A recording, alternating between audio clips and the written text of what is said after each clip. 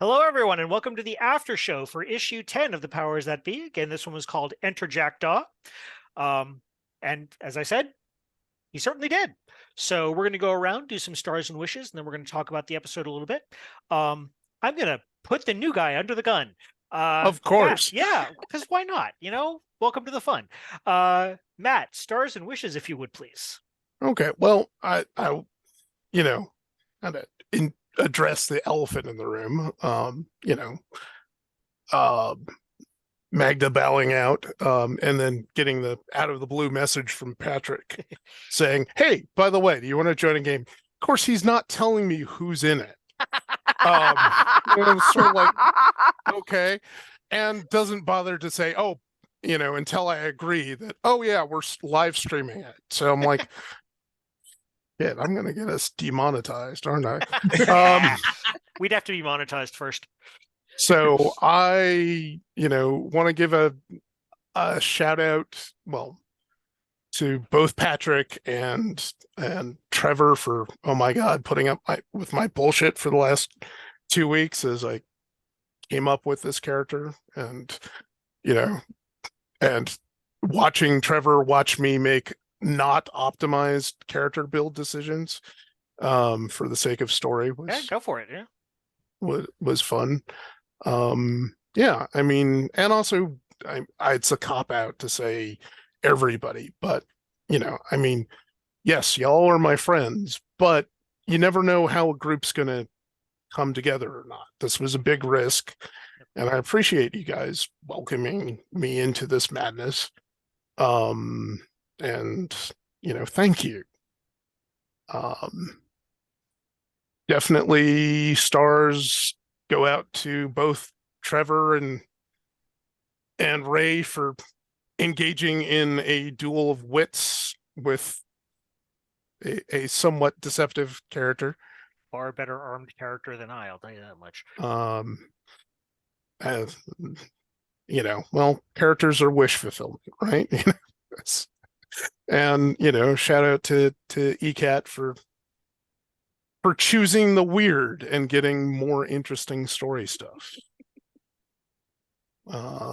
Wishes, I think we had a good first day. There wasn't a lot of dead mic time. People rolled on their feet. Kind of, I'm jazzed. I want to see how this goes. Excellent. Thank you. Okay. Well, thank you and welcome. Next, we'll go to Julie. So, yeah, total star to you for jumping in both feet, dealing with my husband's chaotic approach to everything. I'd say I'm sorry, but For family, I have no control over him.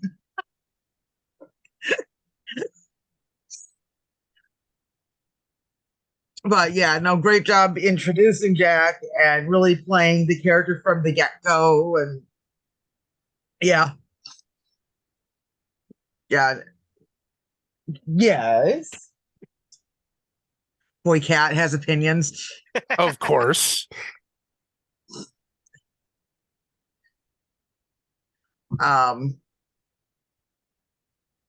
Which is, I think, definitely said playing through, figuring out what we want for a base. That ought to be a lot of fun. Okay. Ray, what have you got? Well, big star to Matt. Big, shiny star right on his precious little forehead. That was good. That was good. Really strong. My God, your references. I am not worthy. I'm gonna be struggling. So if I stall, it's like I'm just trying to keep up with 3 steps behind you. Um, so already well thought out, well executed. Um, we got a good idea who you are, at least right now, is consistent, and it's going to provide a very different, which is going to be fun and a neat dynamic to going forward and how this team is going to operate. Star for Patrick for just doing the perfect little Matt meets everybody incidentally as he's, new to the city and everything. That was a great way to make it happen. And wish, one wish. Could something tragic happen to those gym shorts, please? I did not realize, and I was just like, no, that ain't me. Oh, okay. Yeah. It's laundry day, so you're at the bottom of your Yep. bottom of your drawer for athletic clothes. Fair enough. And Gene, Ray, my if character Gene asks Pa nicely, she'll take him shopping. right. Because otherwise, Um, Black Ice is going to make comments about your knees. You know.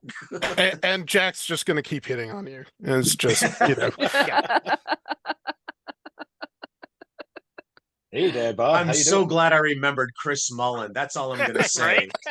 I was going through the Rolodex. It's like, okay, wait a minute, hold on. I know this. I know this. I am sports ball guy amongst all of us. I think I'm not. You didn't. You couldn't see me frantically Googling references in the background.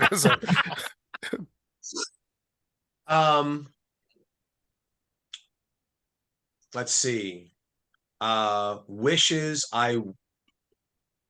So some of this more like in-depth stuff, I wish I was quicker in knowing what to ask. Right? Like some of it is like the skills that Gene has that I don't have, and how to think like that, and how to get information that I don't realize I know. So I was looking at my abilities, like, well, do I do perception, or do I go back to that? Is he lying? And trying to do the more mental gymnastics of Gene's skills. And sometimes it's like, I don't know, boss, what you got? And so I apologize if I didn't like step in when I should. Much appreciation to everybody who kind of is like, hey, look, Trevor, it shouldn't be me. I didn't notice the chat going on during that because I was just invested in I role play. I had to point out that my character has an inability to knowledge or figuring out problems or puzzles. Mm-hmm. To which I pointed out, y'all don't want me trying to negotiate unless we want to switch tactics to blunt. Mm-hmm. Yes, and meanwhile, both ECAT and I have an inability in pleasant social interactions. Right. So I'm Me too. That's why she's busy typing away to come on, somebody take my message. Somebody take my message. I should not be the face. I should not be the face. Someone please make me not the face. Mm-hmm. And then so slightly different, but here's a wish that I want to present to the entire crew. So we rightfully have still been referencing Tink and her contributions and what she does. What if we make Tink an NPC like Q? And every week, if we would like to have gadgets, enhancements, or something else, let's say she's on a tenure track and it's minimum 1 XP per episode. If so, just like building the lair, if we want a little bit something with that packs more of a punch, perhaps 2 or 3, depending on, and that is still an element that is still a well we can go to for that element, because it was really nice to have in recent episodes. I leave that. Go ahead to finish. I was just gonna say, I will leave that to a group decision. It's an idea. I wanted to chuck it out there, run it up the flagpole, see what we think, and we can decide before the next issue. So I want to say that I am absolutely the product of my upbringing, because it took me a second to realize that you were talking about Q from James Bond and not Q from Star Trek, and my first thought was, "Are you nuts?" That's not what we need. We already have that. His name is, oh good lord, his name is Will. Oh shit. Yeah. Yeah, spend a couple XP to become friends with Will. That'll be helpful. Yeah. Okay, No, that'll he be is in our helpful. crossover. Yeah. That'll be in our Sometimes crossover he's a issue. little more helpful than he needs to be. Oh, and the question before we move on, the question I want to ask Crash. What color were my eyes whenever you saw them? I think that depends on which set of eyelids was blinking at the time. Ah. Because so your eyes opened up, and yep, big, huge pools of just black, no cornea, no iris, no nothing. And then it was mostly black with kind of a swirlish little brown in it, and then the eyelids closed from the sides, which would have been actually considerably less disconcerting if they hadn't had teeth. Ooh. Ooh, Okay, you've got the thanks. Corinthian. Yeah. Yikes. All right, before this gets even more macabre, let's go to the goth. E-Cat. Well, I'm going to echo everybody and jump in and say stars to Matt, because, yeah, you came in full bore into our weird little circle of friends who've known each other for decades, but you haven't met us here. And giving us a chance to have a little bit of downtime before Patrick decides to play with us again. So yeah, and to Patrick just for giving us that chance to and finding a way to bring a new person in since Magdalena had to leave. I'm going to also jump in and say I was hoping we could make Tink an NPC of some kind, because she is very helpful, and given things like my character's penchant for stealing stuff, mostly electronic and tinkerable, to be able to pass off to Tink and say, make this harmless or make this helpful in the background kind of thing. Oh, I love the idea of taking the cane and actually having it do something far cooler than what's his face, was doing with it. Just it'd be like, I made it better. Yep. Then he'll only want it back. Right now I don't have any wishes, because I don't have anything. That's fair. Mm-hmm. Yeah, that's it. Just welcome, Matt. Okay. Thank you. So I'll go next. Again, echoing everybody. Great job, Matt. Great job jumping in. You had the character really well fleshed out, and yet still flexible enough to kind of fit him in, at least mostly into how we were already working. I'll also throw a star out to Ray. He messaged me at the beginning of the session saying, so I've got this little driving home scene that I want to do, which is very, very cool, and I think that worked really well. So thank you for popping that in there. And I think that's something that I think we can all do. I think a little more, which is just nudge Patrick every once in a while and say, hey, I want to have a scene like this, and then see what we can do to make it happen. Let's see. Wishes. I did kind of feel like the discussion with Jack was plotting a little bit by the end.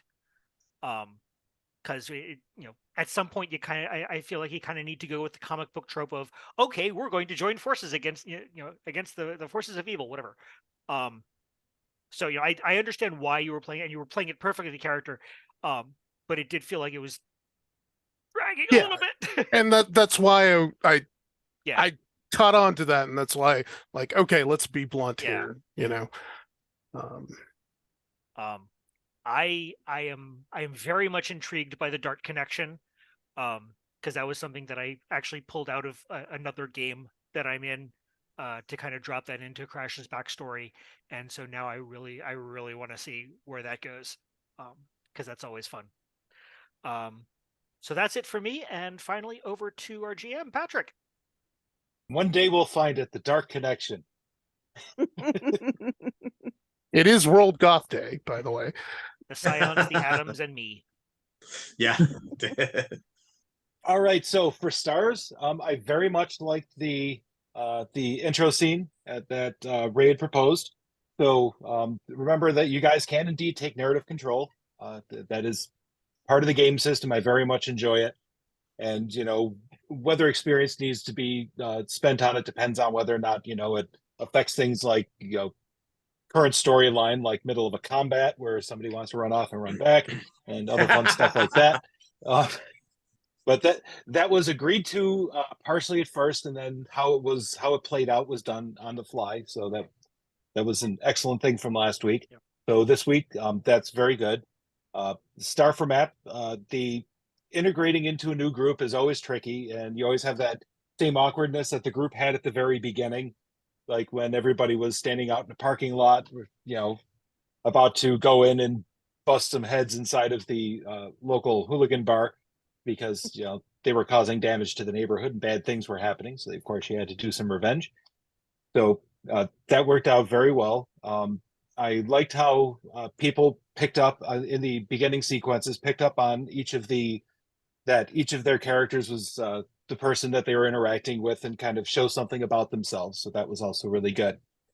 My main wish at this point is, and I've been kind of poking at this a bit, is the group's identity and its cohesion as an actual superhero team. So this is making progress. Like getting a superhero base works well, and we'll have to have a scene with Ray having his meeting. So I will probably want to work on that for the next session, because that will be freaking hilarious. Yep. That's why I put the whole thing in like the group bonus. Like I'm just imagining him jogging along, burning off that ramen he had for breakfast, and like, bonus? What? So it's just one of those like he did not know about. Mm-hmm.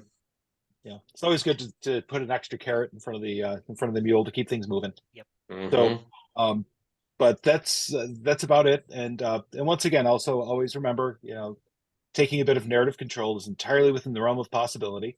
And I'm glad that people are picking up on some of the weird connections amongst things, that all of you are related in some way, shape, or form beyond just the fact that you happen to mostly live in the same neighborhood. Yep.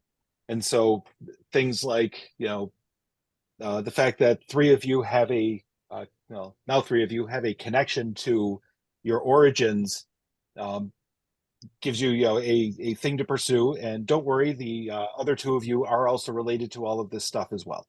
Of course. Something you all get to look forward to. So of interesting note, the fact that my lovely wife has her character has an inability on figuring out puzzles. This largely comes from her having played in my games before, because there's a whole bunch of that sort of stuff going on all the time. So next week, I am hoping to exercise our ability to use the combat system inside of the new environment. So I'll be tinkering with that. So I have a couple sessions coming up where we're going to work with that sort of stuff and just kind of figure out like how everybody works together. Actually, as a star, one of the things that I do like is when characters are not fully optimized, especially when story stuff makes you choose things for your character that are not max damage and all of that, because the story matters a lot more than whatever the roles are, because I will adjust your opponents to whatever the party's capable of. So even if you all sucked at combat, you'd still get along fine as superheroes because, well, that's just kind of directs which direction the story goes in. So it'll be fun trying to see how the newly shaped group will work with each other in handling your future problems that you run into. So, and I've already got Matt put together and some of the stuff. So I just have to run a lot of numbers and figure out that I can get everything done correctly. So, but so far so good. I'm having a lot of fun with this, and I really hope that Matt works out as a good addition to the team, and that we all have a lot of fun with that. Yeah, last minute star. This is a pretty cool platform. It is a lot more intuitive, with not too much. Like I was consumed with Life and Laurel Scroll on calf parchment, and like just was finally able to tinker with it today. And looking through the Google Doc and just like testing some stuff out, like I feel a lot better with this platform. So thank you, Trevor. Yeah, I was going to bring that up and ask what everyone thought of it. I mean, we didn't test it out a whole lot because, as you say, it was a few rolls, but Cypher's But not that's really... like almost perfect because like, okay, we just need to do, it's mostly story, and then okay, we do this. So any difficulties, it's not going to slow the story down like we were doing with the last game, like learning the brand new platform, and it was more of a struggle and it slowed things down. Plus having the transition from the Roll20 to this, when we're bringing in a new person, that way we're all floundering in the same way, and we're not like, oh Jesus, can we hurry up and get this? How can you not get it? But I agree, and also I agree that it was a lot more intuitive than Roll20 was. Good. So for those of you watching, looks like Foundry is a success, at least so far. For Cypher system, there's a lot of good support out there. So if you're interested, give it a shot.